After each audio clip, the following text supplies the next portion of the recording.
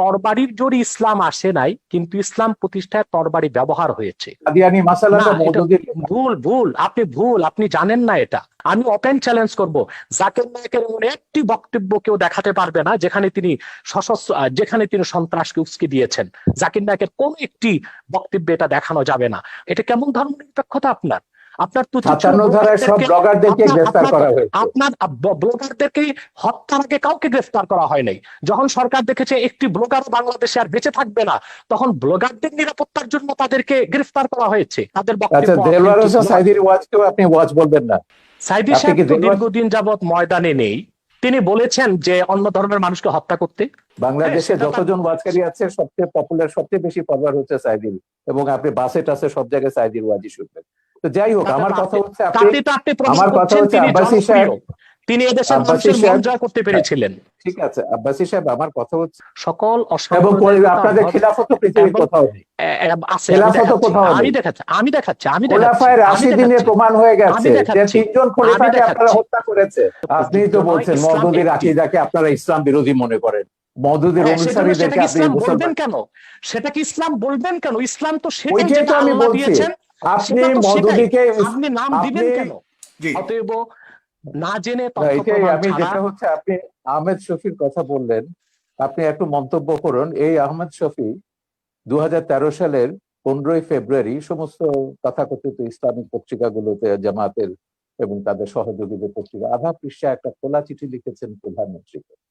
সেখানে আমার নাম, মুনতাসির মামুনের নাম, জাফর ইকবালের নাম, আমাদের সবার নাম উল্লেখ করে বলেছেন যে এইসব নাস্তিক, মুরতাদ, কাফের এরা।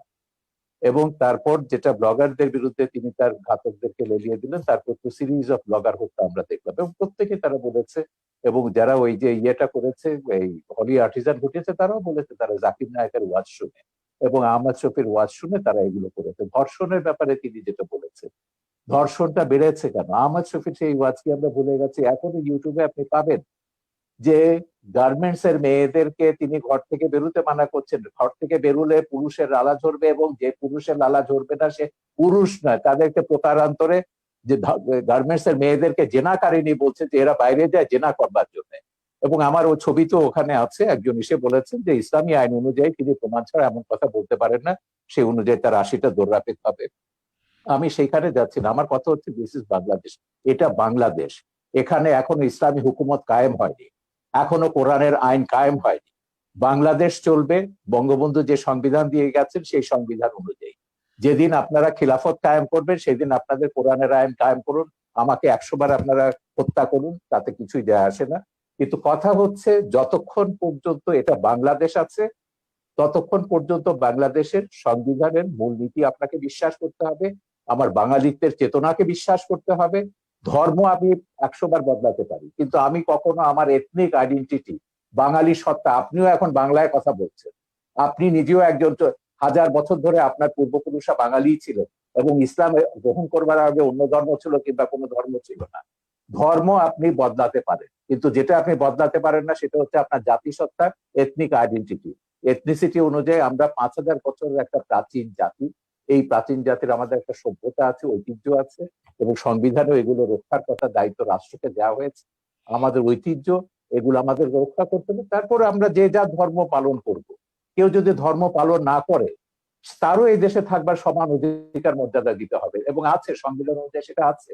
আমার কথা হচ্ছে সহিষ্ণুতা প্রদর্শন করুন, সৌভ্রাতৃত্ব প্রদর্শন করুন, ইসলামকে কলঙ্কিত করবেন না। রাজনীতি টেনে এনে সন্ত্রাসকে বৈধতা দিয়ে ইসলামকে আপনারা দয়া করে কলঙ্কিত করবেন না। পশ্চিমারা একটা অজুহাত পেয়ে গেছে, ইসলাম ব্যাশিং একটা শব্দ পশ্চিমে, এবং তাদেরকে গিয়ে বোঝাতে হয় যে না, আমাদের দেশে ইসলাম হচ্ছে, এটা সুফিদের ইসলাম, এটা শান্তির ইসলাম, কিছু সংখ্যক বিপদগামী, এগুলো আইএস আল কায়দার প্ররোচনায় তারা এগুলো করছে। কিন্তু এই কথাগুলো যখন আমরা ভিন্ন ধর্মকে যখন আক্রমণ করছি ওয়াজের নাম, ভিন্ন মতাবলম্বীদের যখন আক্রমণ করছি ওয়াজের নাম, এবং অশ্লীল কদর্য ভাষায় কথা বলা হচ্ছে, এবং তখন আপনি কি ধারণাটা দিচ্ছেন ইসলাম সম্পর্কে সেটা বলুন। এবং সেইটার যদি বদলা যদি ভারতের হিন্দু মৌলবাদীরা নেয় কিংবা বারবার বুদ্ধিস্ট মৌলবাদীরা নেয়, সেটার আপনি কি জবাব দেবেন? এই জন্য আমি বলি যে বিশ্বের 57টা দেশে মুসলমানরা মেজরিটি, মাইনরিটির রেসপেক্ট করুন, সমান অধিকার মর্যাদা দিন, তাদেরকে ওইভাবে ফতোয়া দিয়ে তাদেরকে হত্যা বা আঘাত করবার ক্ষেত্র তৈরি করবেন না, তাদেরকে প্ররোচিত করবেন না কাউকে যে না শাহরিয়ার কবিরকে হত্যা করলে তুমি বেহেশতে যাবে। এটাই তো তৈরি করা হচ্ছে উন্মাদনা। ব্লগার হত্যার পেছনে এটাই ছিল যে ওকে খুন করতে পারলে, বাবাকে খুন করতে পারলে তুমি বেহেশতে যাবে। জি, জনাব এটাই সাহেব, আমি আপনার কাছে অনেকগুলি প্রশ্ন দর্শক সারি থেকে অনেকেই লিখেছেন। আমি সব প্রশ্ন করা সম্ভব নয়। প্রায় 9,000 শেয়ার করেছেন, এখান থেকে প্রায় হাজার হাজার মন্তব্য এসছে। কেউ কেউ লিখেছেন, যেমন এম এ বাসিত আশরাফ, তিনি লিখেছেন পৃথিবীতে, শাহরিয়ার কবির সাহেবের কাছে প্রশ্ন করেছেন, পৃথিবীতে প্রথম মানবাধিকার এবং নারীদের সম অধিকারের প্রতিষ্ঠাতা কে? উনি কি জানেন পশ্চিমা বিশ্বের দার্শনিকেরা পৃথিবীর শ্রেষ্ঠ মানব দরদী মানুষ হিসেবে কাকে স্বীকৃতি দেয়? ডেফিনেটলি তিনি কাকে মিন করেছেন আপনি জানেন। সেক্ষেত্রে আপনার বক্তব্য জানতে চেয়েছে এই একজন লেখক। এরপরে রয়েছেন কাফায়েতুল্লাহ সাহেব, আপনার মুক্তিযুদ্ধের অবদান সম্পর্কে জানতে চেয়েছে। এরপরে লিখেছেন, বাংলাদেশের স্বাধীনতা আন্দোলনে যারা যুদ্ধ করেছে তারা কি সবাই স্বাধীনতা বুঝতো? তারা কি জেনে শুনে সবাই মুক্তিযুদ্ধে অংশগ্রহণ করেছে? তাহলে নাস্তিকের বিরুদ্ধে আন্দোলন করতে হলে সবাইকে জানতে হবে কেন? এই ধরনের অনেকগুলি প্রশ্ন করেছেন। মাওলানা ওমর ফারুক লিখেছেন, পারভেজ জুয়েল লিখেছেন, এমডি মাসুম লিখেছেন, শাহিদ আহমেদ লিখেছেন, অনেকেই লিখছেন, লিখে যাচ্ছেন। আপনারা লিখতে থাকুন, আমি সম্ভব হলে কিছু নেব। তবে এই পর্যায়ে অনুষ্ঠানের শেষ প্রান্তে চলে এসেছি, 2 মিনিট করে শুধুমাত্র আপনারা দুজন আবারও শেষ বক্তব্য দেবেন। এগুলো কিন্তু জামাতিদের একটা পরিকল্পিত ব্লগ আছে। যখনই আমি কোনো কথা বলি টক শোতে 1000 2000 এগুলো ডিসলাইক আসবে এবং প্রশ্নগুলো করা হবে মুক্তিযুদ্ধ নিয়ে। এটা বলতে বলতে আমি ক্লান্ত হয়ে গেছি। আমার মুক্তিযুদ্ধের কি অবদান আছে, বাংলাদেশের স্বাধীনতা যুদ্ধের দলিলপত্রটা, এটা আগাগোড়া পড়ুন। আমি বলে দেবো না কোন পৃষ্ঠা, আপনাকে পড়তে হবে। এই সুযোগে যদি মুক্তিযুদ্ধের ইতিহাসটা আপনাদের মাথায় ঢোকে, পড়ে দিন শাহরিয়ার কবির কি করেছে মুক্তিযুদ্ধে, সাংস্কৃতিক স্কোয়াডে কি অবদান ছিল, সেখানে পাবেন। দ্বিতীয় কথা হচ্ছে মানবাধিকার নিয়ে। এখন মানুষের অধিকার মর্যাদা প্রত্যেককে বিশ্বাস করতে হবে। এই পৃথিবীতে আমি শুরুতেই বলেছি যে আমরা 700 কোটি মানুষের মধ্যে 150 কোটি মুসলমান আছে, 150 কোটি হিন্দু আছে, 250 কোটি 200 কোটি খ্রিস্টান আছে, অন্য ধর্মাবলম্বী আছে, নাস্তিকও আছে। আমাদেরকে এই পৃথিবীটাকে বাসযোগ্য করতে হবে, এখানে বাঁচতে হবে সমান অধিকার মর্যাদাকে রেসপেক্ট করে। আমি শুধু এইটাই বলছি, আল্লাহ মানুষ সৃষ্টি করেছেন, আল্লাহ শুধু মুসলমান সৃষ্টি করেন। এইটুকু অন্তত শ্রদ্ধাবোধটা স্রষ্টার উপর রাখুন। আপনার কোনো ডিরেক্ট কোনো প্রশ্ন রয়েছে কিনা একদম সম্পূর্ণভাবে, যেটা আপনি জানেন যে ডক্টর? না না, আমার কোনো প্রশ্ন নেই। আমি তো পরিষ্কার আছি, আমার অবস্থান সম্পর্কে আমি তো পরিষ্কার আছি। যারা বিভ্রান্ত তাদেরকে বলবো যে মানুষকে মানুষ হিসেবে মর্যাদা দিতে শিখুন। আল্লাহ বিচার করবেন কিয়ামতের পরে, কে দোজখে যাবে, কে বেহেশতে যাবে, কে কত পাপ করেছে, গুনাহ করেছে দুনিয়াতে। সেটাকে দুনিয়াতে আপনাকে এই যে জাগতিক শাস্তির যেটা হচ্ছে ব্লাসফেমির যে কনসেপ্ট, এটা ইসলামের কনসেপ্ট না। কোরআনে কোথাও ব্লাসফেমির জাগতিক শাস্তির বিধান নেই। আল্লাহ নিজে শাস্তি দেবেন তাদেরকে, ব্লাসফেমার্সকে। এখন সেইটাকে আপনি ইহুদি খ্রিস্টান আইনের দিক থেকে এখানে ইমপ্লিমেন্ট করছেন, আল্লাহর অধিকার আপনি নিজের হাতে তুলে নিচ্ছেন। আমার কথা হচ্ছে বাংলাদেশে তো অন্য ধর্মের মানুষ আছে, 57টা দেশে মুসলমানরা মেজরিটি। এখন আমি যদি এখানে মেজরিটি রুল চাপাই, অন্যান্য দেশগুলোতে যখন তারা তাদের মেজরিটি রুল চাপাবে, সেই সব দেশের মুসলমানদের নির্যাতনের দায়িত্ব, ভারত বলুন, শ্রীলঙ্কা বলুন, কিংবা মায়ানমারের মুসলমানদের নির্যাতনের দায়িত্ব কিন্তু আমাদের মোল্লাদেরকে নিতে হবে। তারা যখন হিন্দুদের উপর, বৌদ্ধদের উপর নির্যাতন করবেন, রামুর মতো ঘটনা ঘটাবেন, নাসিরনগরের মতো ঘটনা ঘটাবেন, বা 2001 সালে নির্বাচনের সময়কার মতো ঘটনা ঘটাবেন। তো সেইটাই আমরা বলছি, আমাদের এখানে সব ধর্মের মানুষ সমান অধিকার মর্যাদা নিয়ে বাস করবে। সব ধর্মের মানুষ মুক্তিযুদ্ধে অংশ নিয়েছে। মুক্তিযুদ্ধে আমাদের কি স্লোগান ছিল, মুজিবনগর সরকারের পোস্টার দেখুন, বক্তৃতা দেখুন, নীতি নির্ধারকরা কি বলেছেন, পরিষ্কার হয়ে গেছে। যুদ্ধের ভেতর দিয়ে আমাদেরকে আপনার কাছ থেকে জাস্ট 1 সেকেন্ড, 5 সেকেন্ড ভাস্কর্য নিয়ে আপনার বক্তব্য শুনতে চাই, যেটা অতি সম্প্রতি অনেক আলোচিত হয়েছে। যখন আমি মিশরে ছিল, মুসলিম ব্রাদারহুড যখন এটা নিয়ে একটা বিতর্ক, সালাফিরা বিতর্ক তুলেছিল, স্ফিংস থাকতে পারবে না। স্ফিংস এটা পৌত্তলিকতা এবং ভাস্কর্যতা। সেখানে একটা সুভেনির বিক্রি করতে, একজন সুভেনির বিক্রি এবং বেশ লম্বা দাড়িওয়ালা, চোপ্পা পরা, এই সাথে হুজুর টাইপের। আমি সুভেনি কিনতে বললাম, আমি তুমি ওহাবিরা সালাফিরা ওহাবি না, সালাফিরা সেখানে বলছে যে কি এটা তো হারাম হিসেবে। বলে দেখো, এটা হচ্ছে আমাদের সংস্কৃতি। ধর্ম আর সংস্কৃতি এক জিনিস না। সংস্কৃতিটা হচ্ছে খ্রিস্টান মুসলমান নির্বিশেষে, এটা সবগুলো আমাদের সংস্কৃতির অন্তর্গত। সালাফিরা দাবি করেছিল, মুসলিম ব্রাদারহুড তখন ক্ষমতায় ছিল, তারা সেটা ভাঙেনি। তিনি যে বলছেন যেসব দেশ খেলাফতের দিকে যাচ্ছেন, বিশেষ করে তুরস্কের কথা তিনি উল্লেখ করলেন। হ্যাঁ, তুরস্ক খেলাফতের কথা বলছে, একটা ভাস্কর্য ভেঙেছে, উল্টো তারা নাকি এখন বঙ্গবন্ধুর ভাস্কর্য বসাবে আঙ্কারাতে। এই হচ্ছে ইসলাম, যেটা এরদোয়ান তুরস্কে করছে। তুরস্কে আমি হযরত জালালউদ্দিন রুমির বিশাল ভাস্কর্য দেখেছি, অন্যান্য ইসলামিক সুফিদের ভাস্কর্য দেখেছি, ইরানে আমি সুফিদের ভাস্কর্য দেখেছি। তো ভাস্কর্যের সঙ্গে ইসলামের বিরোধ আছে, যেটা বলেন এটা সম্পূর্ণ রাজনৈতিক পক্ষপাতী।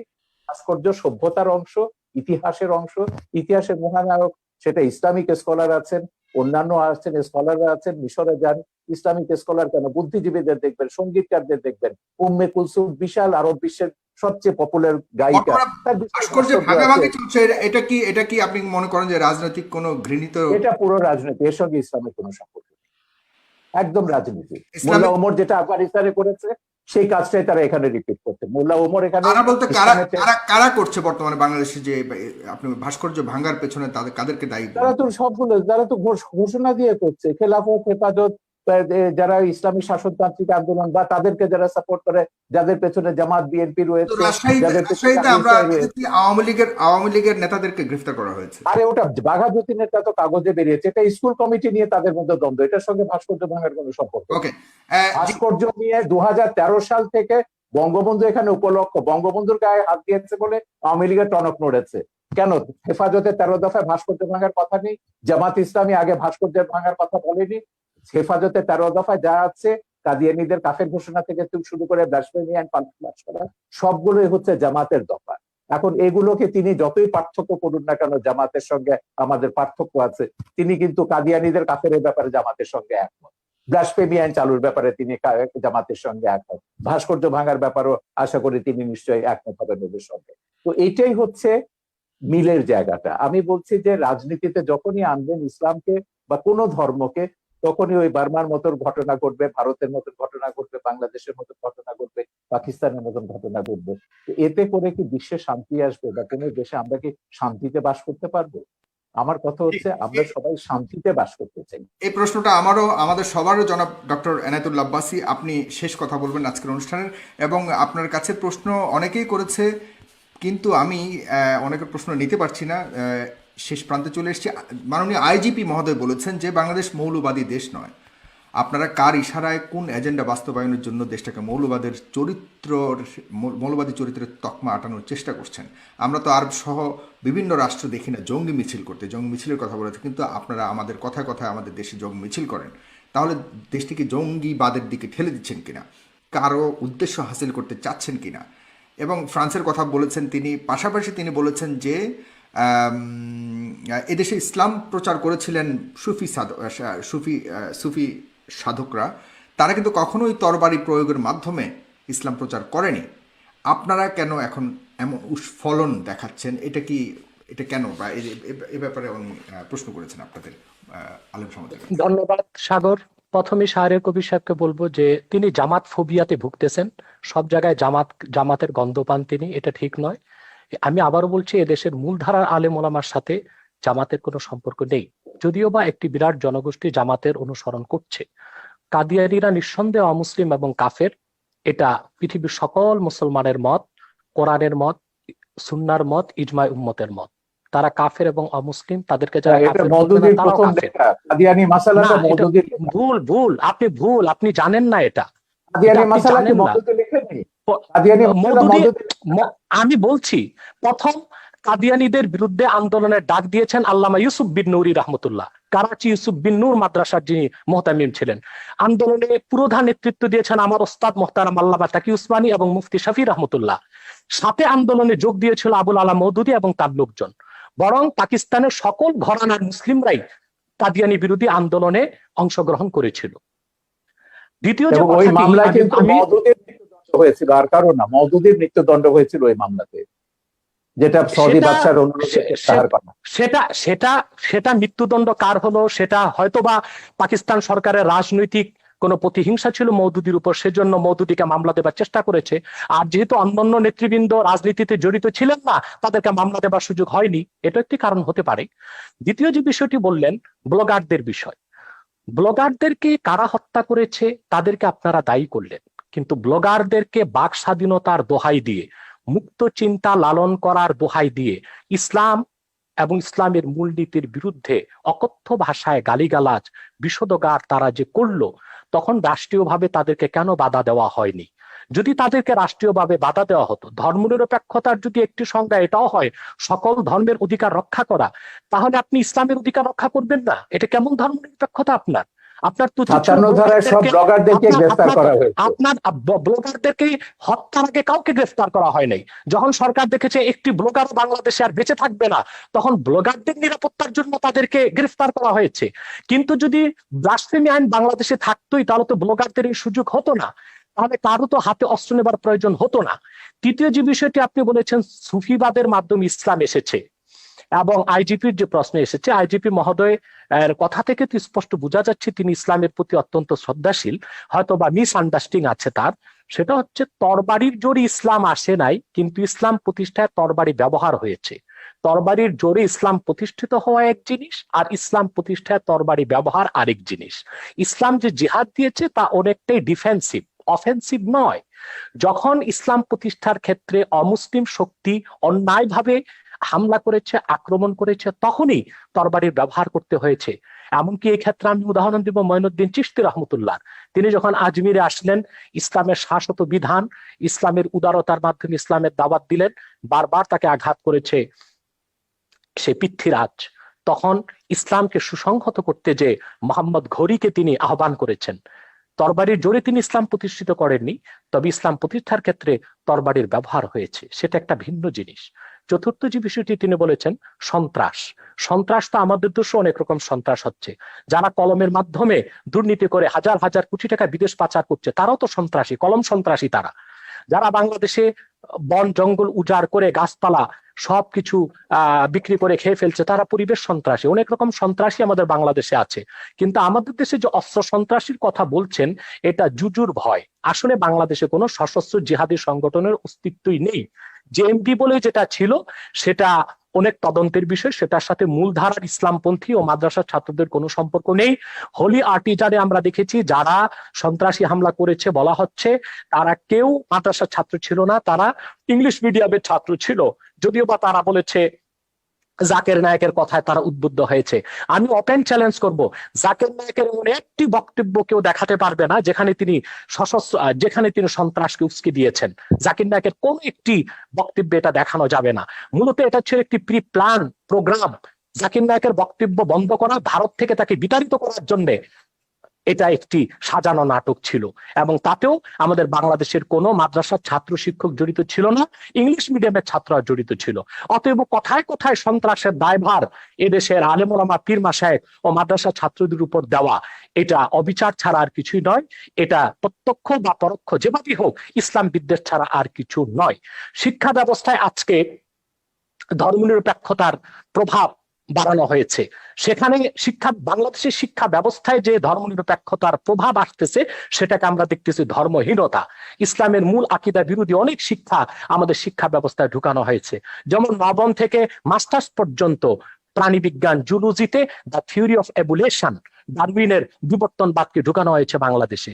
অথচ সারা দুনিয়ার বিজ্ঞানীগণ একমত হয়েছে, the theory of evolution is not a scientific fact, it is nothing but hypothesis of Darwin. বিবর্তনবাদ এটা বৈজ্ঞানিক কোনো প্রমাণিত বিষয় নয়, এটা হচ্ছে ডারউইনের একটি মন গড়া মতবাদ। অথচ তা আমাদের শিক্ষা ব্যবস্থায় ঢুকানো হয়েছে। যারাই বিবর্তনবাদ করবে, পরকালে তারা অবিশ্বাসী হবে, ইসলাম থেকে তারা দূরে সরে যাবে। অত্যন্ত কৌশলে ধর্মনিরপেক্ষতা যে সংজ্ঞাতেই আমাদের দেশে বলা হোক, বঙ্গবন্ধু যে সংজ্ঞায় ধর্মনিরপেক্ষতার কথা বলেছিলেন, আজ ধর্মনিরপেক্ষতার ধ্বজাধারীরা বঙ্গবন্ধু সেই আদর্শে নেই। তারা ধর্মনিরপেক্ষতাকে ধর্মহীনতার দিকে নিয়ে যাচ্ছে। অতএব যদি প্রকৃত অর্থেই বঙ্গবন্ধুর ধর্মনিরপেক্ষতাকে সংবিধানে প্রতিষ্ঠিত করা হয়, সেটা ধর্মহীনতা নয়, বরং তার নাম পরিবর্তন করে এমন একটি নাম দেওয়া দরকার যেটার সাথে ধর্মনিরপেক্ষতার কোনো সম্পর্ক প্রমাণিত হবে না। ধন্যবাদ। ধর্মনিরপেক্ষতা বঙ্গবন্ধুর দেয়া নাম। সেকুলারিজম বাংলা তর্জমা তিনি ধর্মনিরপেক্ষতায় করেছেন। রাষ্ট্র ধর্মের ব্যাপারে নিরপেক্ষ থাকবে, সব নাগরিক সমান অধিকার মর্যাদা ভোগ করবে, এটাই হচ্ছে বঙ্গবন্ধু ধর্মনিরপেক্ষতার সার কথা। প্রত্যেক নাগরিক তার নিজের ধর্ম পালন করবে, ধর্ম পালনের স্বাধীনতা থাকবে, কিন্তু আপনি আপনার ধর্ম আরেকজনের উপর জোর করে চাপাতে পারবেন না, আরেকজনকে হত্যার প্ররোচনা দিতে পারবেন না। বাংলাদেশে কোন মুসলিম চিন্তাবিদ ইসলাম ধর্মকে অন্যের উপর চাপিয়ে দেবার চেষ্টা করেননি, এর কোন নজির ওয়াজগুলো আপনারা দেখেন। দেখাতে পারবেন না। না না, ওয়াজ বা আমি প্রত্যেকটা নিজে ওয়াজে ওয়াজ তারা করি, আপনি আপনি ওয়াজ শুনেছেন না আওয়াজ শুনেছেন আমি জানি না। কোরআন সুন্নাহ বিরোধী যেটা হয় সেটা ওয়াজ নয়, সেটা আওয়াজ। বাংলাদেশে অনেক নিম্নমানের বক্তব্য বের হয়ে গিয়েছে যারা গলাবাজির মাধ্যমে ওয়াজ করতেছে, সেটাকে আমরা ওয়াজ বলি না, সেটাকে আমরা আওয়াজ বলি। তাদের আচ্ছা, বক্তব্য দেলোয়ার অথেন্টিক হোসেন নয়। সাইদির ওয়াজকেও আপনি ওয়াজ বলবেন না? সাইদি আপনি সাহেব কি তো দেলোয়ার, দীর্ঘদিন যাবত ময়দানে নেই, তার উনি তো তার ওয়াজ দীর্ঘদিন যাবত কিন্তু ময়দানে নেই। ইউটিউবে আছে, তার বহু ওয়াজ ইউটিউবে আছে, আমার ছবিতেও আছে। বলুন তিনি একজন প্রকৃত ওয়াজকারী কিনা। তিনি বলেছেন যে অন্য ধর্মের মানুষকে হত্যা করতে, তিনি এটা আমি বলেছেন যদি কোনো বক্তব্যে? আমি যদি দেখাতে পারি আমি তার এক বক্তব্য আমার শুনেছি, তিনি ছবিতে, আমি আমার আমি ছবিতে নিজে যেটা দেখেছি।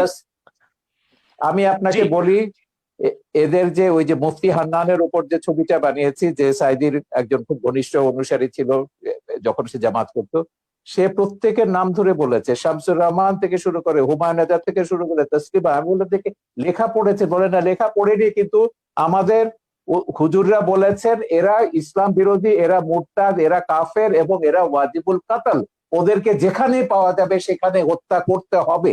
এটা পড়ছে, এটা জিহাদ ছবিতে আমি দেখেছি। ওয়াজেদ সাইদির বক্তব্য আছে, হান্নানের বক্তব্য আছে, মুফতি হান্নানের বক্তব্য আছে, আপনি দেখে নিন, ইউটিউবে পাবেন।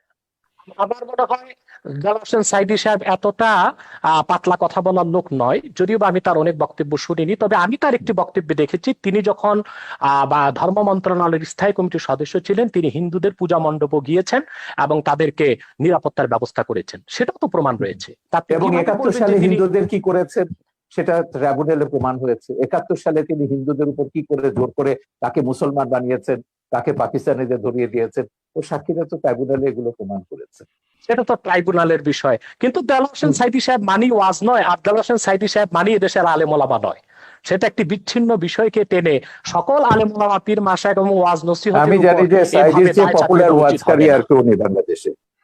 বাংলাদেশে সেটা তার যতজন ওয়াজকারী আছে সবচেয়ে পপুলার, সবচেয়ে বেশি ফলোয়ার হচ্ছে সাইদির, এবং আপনি বাসে টাসে সব জায়গায় সাইদির ওয়াজই শুনবেন। তো যাই হোক, তাতে আমার তো কথা আপনি হচ্ছে তাতে তো আপনি প্রমাণ আমার কথা করছেন হচ্ছে তিনি আব্বাসী জনপ্রিয়, সাহেব, তিনি এদেশের আব্বাসী মানুষের মন সাহেব, জয় করতে হ্যাঁ, পেরেছিলেন। ঠিক আছে আব্বাসী সাহেব, আমার কথা হচ্ছে আপনি আগেও বলেছেন আমরা ইসলাম বা কোনো ধর্মের বিরুদ্ধে নয়। আপনি শান্তিপূর্ণভাবে ওয়াজ করুন, ইসলামে আহ্বান করুন, কিন্তু সন্ত্রাস, হানাহানি, একে মারো, ওকে ধরো, ওকে জবাই করো, এগুলো, এই হুমকি রাষ্ট্রকে ইসে করতে হবে, এটা করতে হবে, জেহাদ করতে হবে, এই জেহাদ মানে তো এই যে উগ্রতা। এবং এই উগ্রতার কারণে আপনি কিন্তু ওই যে ইরাকের কথা বলেছেন, আপনি কোথায় ছিলেন আমি জানি না, ইরাকে যখন রাত্রেবেলা আমেরিকা আক্রমণ করলো, আমরা পরের দিন বিশাল মিছিল বার করেছিলাম ইরাকে আমেরিকার হামলার বিরুদ্ধে। এখন ইরাকে কি করেছে? ইরাকে তো একটা সেকুলার ইস্যু ছিল, ইরাক ছিল সাদ্দাম হোসেনের, এবং সেই সেকুলার কি ইস্যুর পরে করতো কি হলো, সেজন্য ইরাকে মিছিল করেছেন। ইরাক, হ্যাঁ ইরাক তারপর তো একটা ইসলামিক রাষ্ট্রে পরিণত হলো, এখন তারা জিহাদ করছে।